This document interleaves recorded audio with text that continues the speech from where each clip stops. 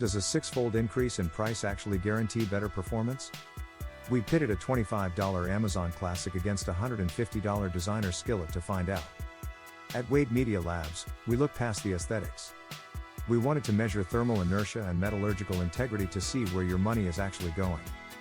We heated both pans to a uniform 400 degrees and measured heat retention after adding a cold protein. A high-quality pan should maintain its temperature to ensure a proper sear. We checked handle torque and rivet stability.